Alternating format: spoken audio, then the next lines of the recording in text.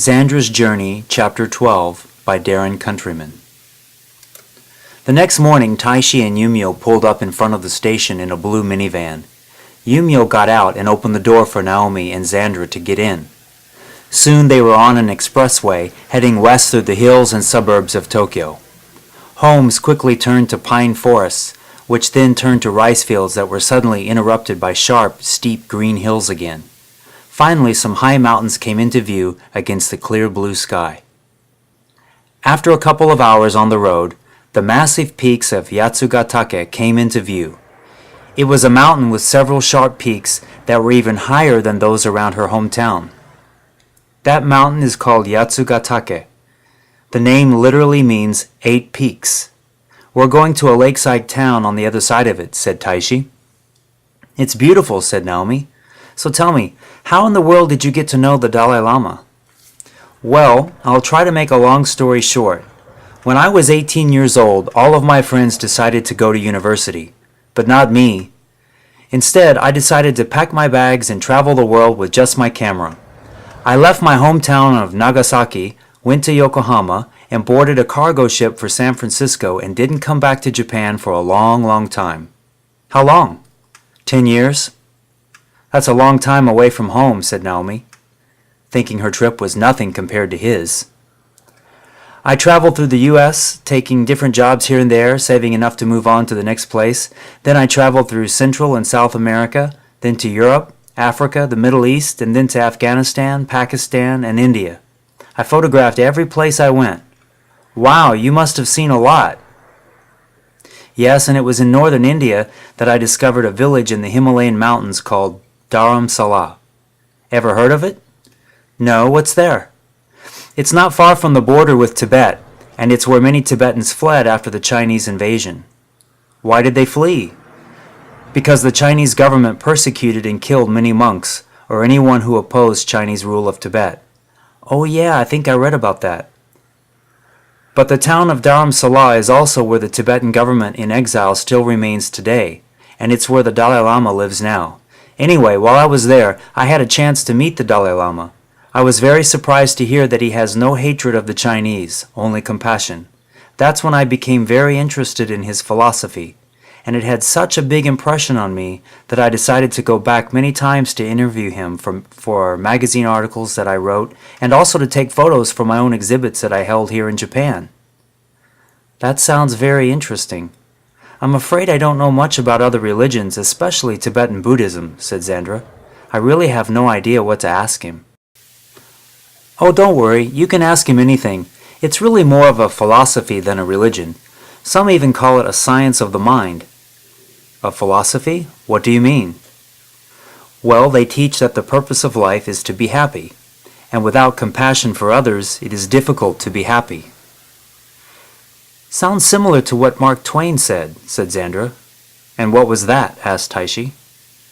The best way to cheer yourself up is to try to cheer someone else up. Yes, having compassion and wanting to help others also helps yourself, said Taishi. What do they mean by compassion? Asked Zandra.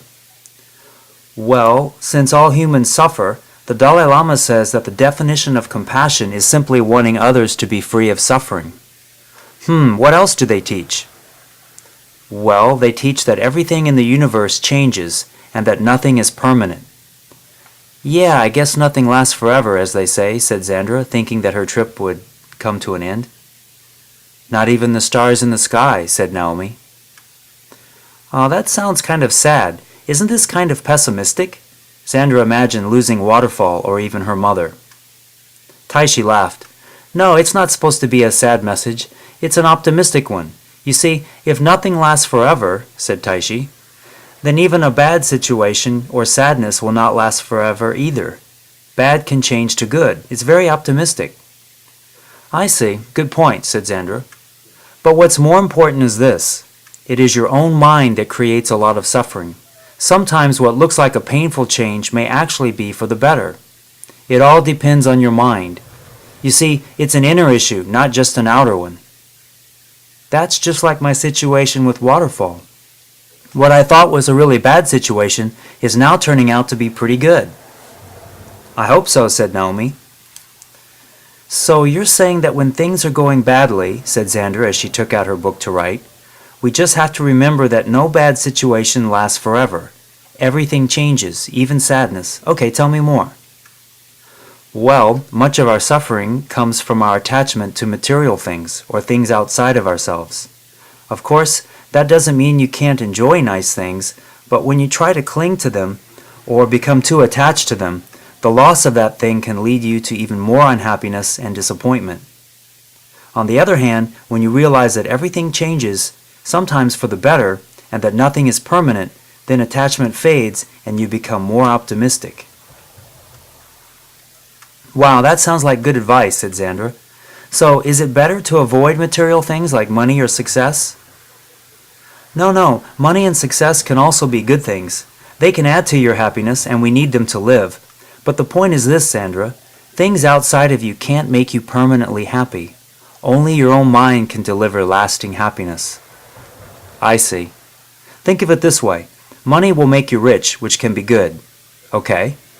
But if you add inner peace to that as well, you are much richer and deeply happier, said Taishi. I see, said Zandra. And sometimes wealthy people suffer too, just like Prince Arcadia is now. Oh, that reminds me. What's that? Asked Naomi. Thomas Jefferson told me that it is neither wealth nor splendor, but tranquility and occupation which give you happiness. Now I realize what he was talking about. When he said tranquility, he meant inner peace. I think it might be the same thing you are saying. Yes, said Taishi. Some rich people are happy, but some are not happy at all. What matters more is what goes on in your mind. Makes sense to me. Is that why Buddhist monks meditate? Said Zandra. Yes, there are many kinds of meditation. Some kinds of meditation are just to help you calm your mind and stop the negative thoughts, while others are for helping you realize something important, like the nature of impermanence or attachment, said Taishi. But mainly, meditation is to achieve enlightenment. I see, said Zandra. Naomi and Yumio started talking about something in Japanese, and Taishi joined in. Zandra couldn't understand what they were saying, so she began to write what she had just heard. Before long, the big mountains had passed behind them and a town appeared, and Zandra could see that the town was spread out around a huge lake. It may not look like it now, but in the winter, this lake freezes up so thick you can drive a car on it. Really? So is this it? Are we there? Asked Zandra. Yes, almost there, said Taishi. They pulled into a small parking lot across from a temple. It was situated on the edge of town at the foot of a steep hill with pine trees. It seemed very quiet as there was almost no one on the streets, which was the opposite of Tokyo. Taishi parked the car and everyone got out. Please come in, said Yumio. This way. He led them to a small building with a big garage door on the front of it and through an unlocked side door. Inside was a huge art studio, with paintings much taller than Zandra. They were such colorful, peaceful scenes of Buddhas and other scenes that Zandra didn't quite understand. Wow, so this is your work? Said Zandra. Yes, but this one's not finished yet, said Yumio. Beautiful. What's upstairs? Said Naomi. I live upstairs. Oh, that's convenient. You really do live your life in your work. He led them to another room that had shelves filled with jars of powdered sand and rocks of every color imaginable. This is where I make my own paints, said Yumio.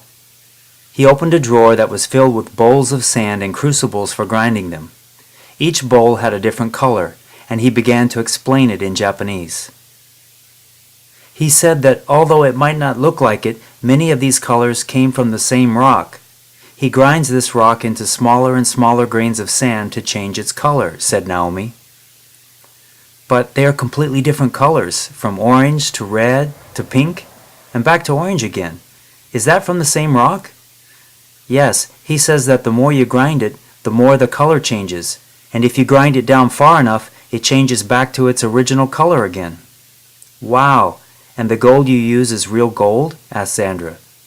Yes, but not much. Too expensive. Sorry, but we only have a few hours left before it begins.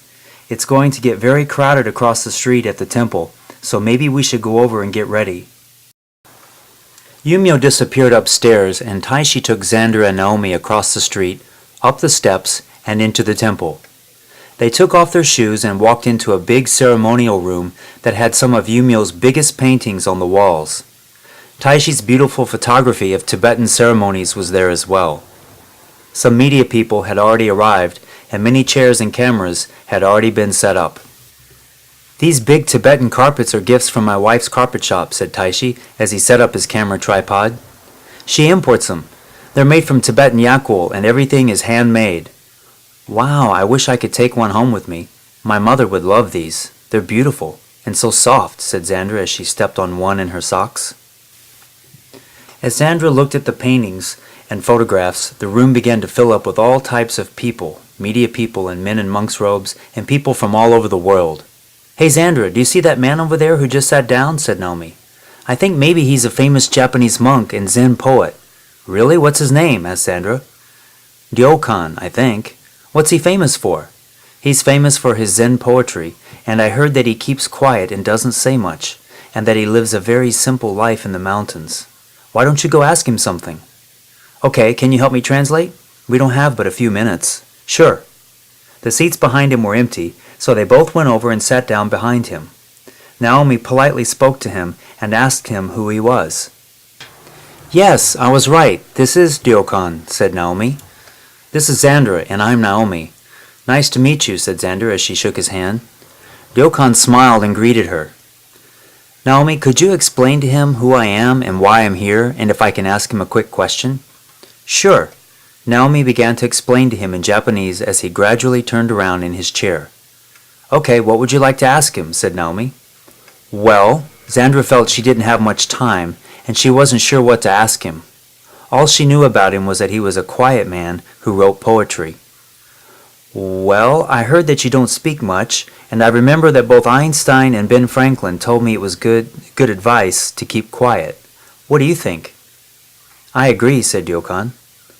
"Why do you think so?" asked Zandra. "Well, I can think of many reasons to keep quiet. For example, when people speak, they often talk too much, or say things that nobody even asked to hear about." "Good points. What else?" said Zandra as she wrote. "Well, people also risk talking rudely, or arguing, or bragging." "True. Sounds like me, or Prince Arcadia. Haha. Please go on," said Zandra. "When you talk too much, you risk speaking badly of others, or exaggerating, or pretending you know more about something than you actually do." "Interesting." Zandra smiled as she thought about every time she had done one of these things. "Also, you might start speaking before someone else is finished, or dominate the conversation, or end up gossiping. You know, it's very easy to talk about others behind their back. On top of that, some people speak when they are drunk or when they're angry, and then regret what they said later. And some people just complain too much.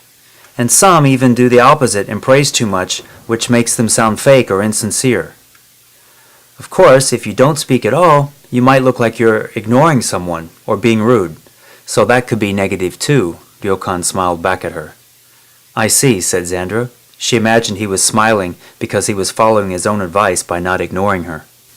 "So when you speak, you have to speak with sincerity. Otherwise, it's better to just be quiet and not speak at all," said Ryokan.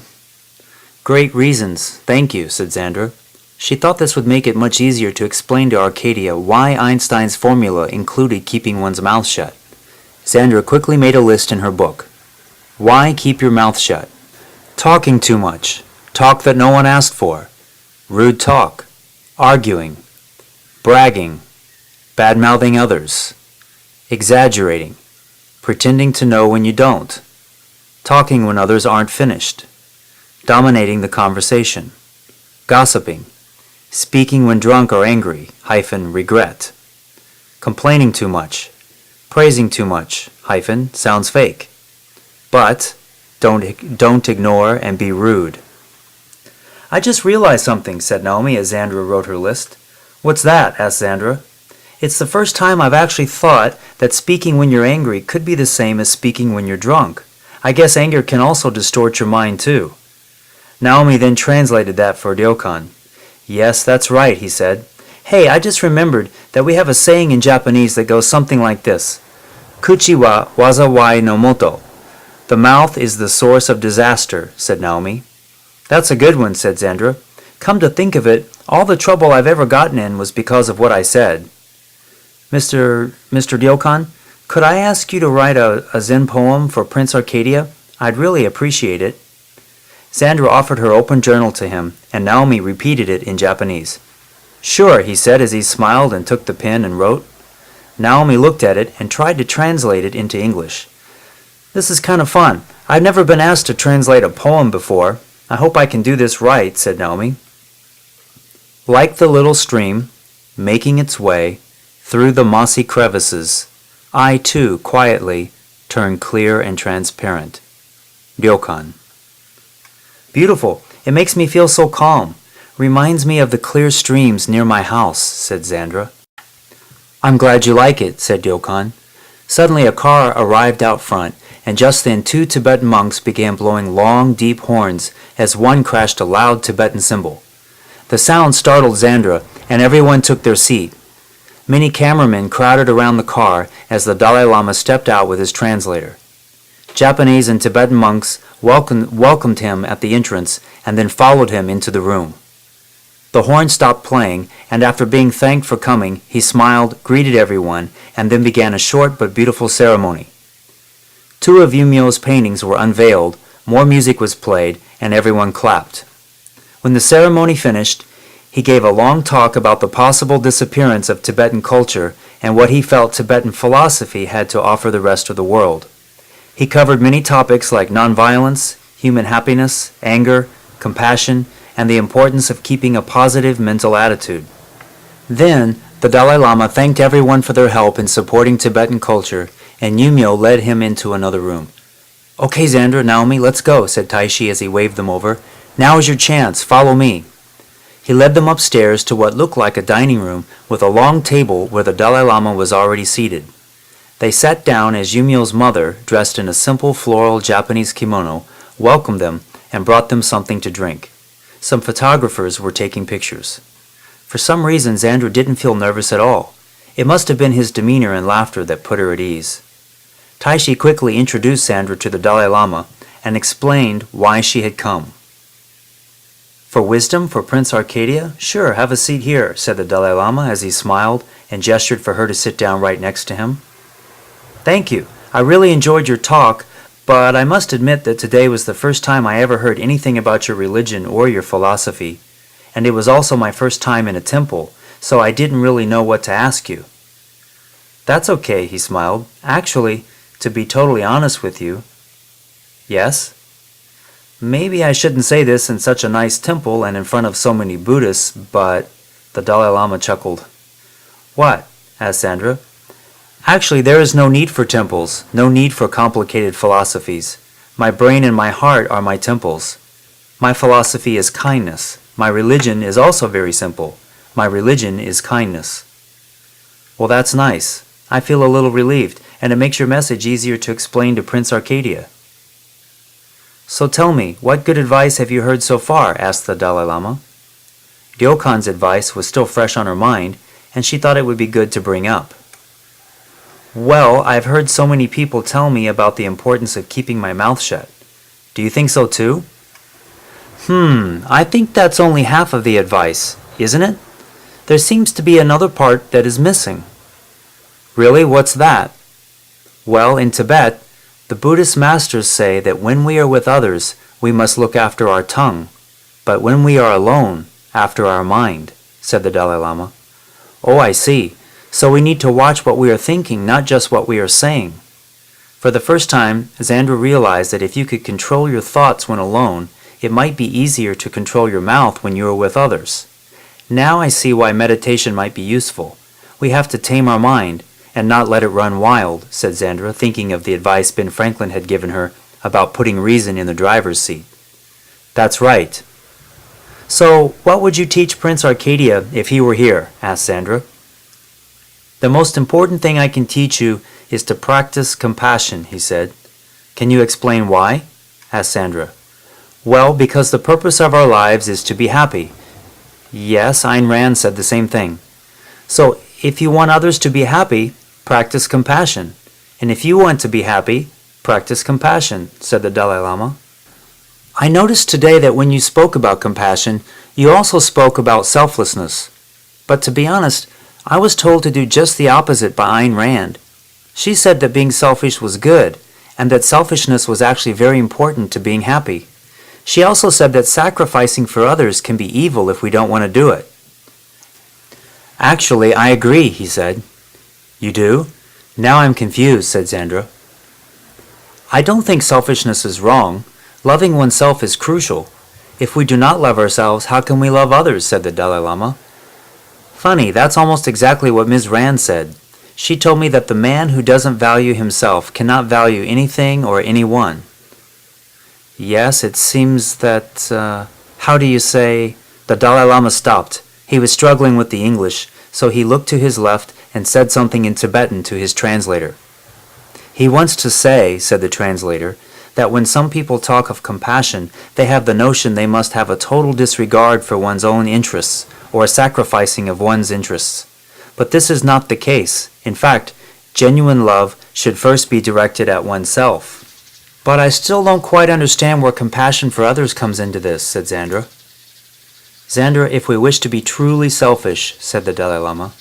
Yes? Then we should be wisely selfish rather than foolishly selfish. Helping others can actually benefit ourselves. Actually, I would even argue that being compassionate is ultimately selfish, he said. Ah, now I see. So compassion is actually a selfish act, but only if it's wise selfishness. Ms. Rand said we should be selfish by producing value for others. Zandra imagined how Akio Morita and Walt Disney became successful by providing something for others, even if it was for their own selfish reasons. Yes, and don't forget that compassion can also help dissipate anger and unhappiness. I'm amazed that you don't feel any anger toward the people who invaded and killed your people, said Zandra. I don't dislike the Chinese, only their actions. Still, it's not easy. I'm a human being just like anyone else. But I know that anger will only hurt me more than it hurts them. I always tell people that anger most harms the person who feels it. Interesting. Mark Twain said the same thing. What was that? He said that anger is an acid that can do more harm to the vessel in which it is stored than to anything on which it is poured. I'm sorry, what? The Dalai Lama looked at his translator, who told him what it meant. Oh, yes, I agree. Mark Twain must be a Buddhist, he chuckled. Only joking. So you see, it is impossible to be angry and happy at the same time. I think you can see that someone who is very angry must also be very unhappy. I guess so. I suppose you can't be both happy and angry at the same time. Maybe that's why Jesus told us to love our enemies. He meant it for our benefit as well. But how can we do something so difficult? Well, if you can feel compassion for someone who is unhappy, then you can also feel compassion for someone who is angry, and maybe even for someone who is angry at you. Ha! His laughter made Zandra smile back, but she knew how difficult it would be. Yes, but don't we need anger sometimes? I mean, isn't anger a good thing if it makes us do something right? Anger can certainly give us energy, and maybe it can help us take quick action, but it can also make us blind and dangerous. Zandra, Taishi told me you were on a search for wisdom. Is that right? He looked very seriously at her. Yes, that's right. Well, if your mind is dominated by anger, you will lose the best part of the human brain, which is wisdom. Wisdom is the ability to decide between what is right and wrong, said the Dalai Lama. Just like a person under the influence, said Naomi. Yes, and I believe that anger is the most serious problem facing the world today, he said as he held up his finger. I understand what you're saying, but it's so difficult to do. I mean, it seems almost impossible not to be angry at someone who is trying to hurt you or steal from you. Almost unnatural. Of course, you should try to stop a harmful person who is trying to harm you, said the Dalai Lama. You mean self-defense? Yes, of course, but reacting in anger towards them is dangerous. Okay, so how do we get rid of anger so that we can stay calm and keep our wisdom? Whenever anger is about to come, you can train yourself to see the object of your anger in a different light. How? Well, first, you might try to see your own anger as the actual enemy, rather than the person himself. But Zandra looked unconvinced. You see, I believe that people who do bad things will eventually bring bad things back on themselves. You mean bad karma? Said Zandra, looking doubtful. Yes, You could look at enemies as ignorant people who are just harming themselves. Tell me, Zandra, if you were walking down the street and you saw a crazy man with a knife trying to cut himself out of ignorance, would you feel angry at him? Well, no, I guess not. I would probably feel sorry for him. And you might even feel compassion for him, wouldn't you? Yeah, I'm sure I would, said Zandra. Well, I believe that harmful people are no different. They are ignorant too, or perhaps they are just scared and unhappy, or perhaps they are just mentally ill in some way. If you think of harmful people this way, it's easier to generate compassion for them. It takes time and effort to think this way, and it's not easy, especially when the harm is directed at you, but it can be done. Gradually, anger begins to fade, and compassion begins to rise. For some people, it takes years. Said Zandra, wondering if karma was really true. I'm afraid that belief in karma might be a little too far out there for Prince Arcadia and his teachers to accept. That's fine, because even if you don't believe in karma, said the Dalai Lama, you must understand that anger is a very negative emotion and will steal your peace of mind. In my case, the Chinese destroyed my country, but no matter how much they take or destroy, they can never destroy my peace of mind. An outside enemy, no matter how strong, can never destroy the source of my happiness if it comes from within. And that source is my calmness of mind, my peace of mind. Anger or hatred would destroy all of that. Wow, now I see. So you see, the biggest enemy is anger or hatred, not someone outside of you, and not some situation outside of you. And who knows, someday an enemy might turn out to be a good friend, because nothing is permanent. Besides, we have an old teaching that says that only an enemy can truly teach you what patience or compassion is. So at the very least, we can look at an enemy as a great teacher. That seems to fit with Jesus' advice to love your enemy. You sure are an optimistic person, said Zandra. I have to be. Pessimism is the seed of failure. I'm sorry to interrupt, someone said nearby, but we need to begin an interview. Many people are waiting. Sure, said Zandra. Great talking to you. Thank you for your time and your great advice. Thank you, said the Dalai Lama as he shook her hand with both of his. Have a good journey. I'm sure you will help make Prince Arcadia very wise. Taishi led them back downstairs and outside to the car. They drove to a restaurant for dinner and then made the long trip back to Tokyo, where he let Zandra out at the lobby of her hotel. Naomi said a tearful goodbye, and Zandra thanked both of them for all their help and kindness and promised to come visit again. So, what should I do now? Thought Zandra as she fell back on the bed in her hotel room. After the Dalai Lama, I've now got more than enough wisdom to satisfy Prince Arcadia. I could easily just go home and get Waterfall. She felt the key around her neck and thought about it some more. But if I go home now, it'd all be over. No more travel, no more wisdom, and I'd waste a great opportunity to find out more.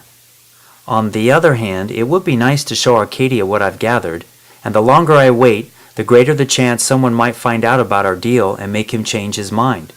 Maybe I should just buy a ticket and go straight home and claim Waterfall. Zandra stared at the ceiling and felt the necklace around her neck again. No, I can't go home now. I need this wisdom just as much as Prince Arcadia does, maybe even more. And now I realize this is really worth more than Waterfall.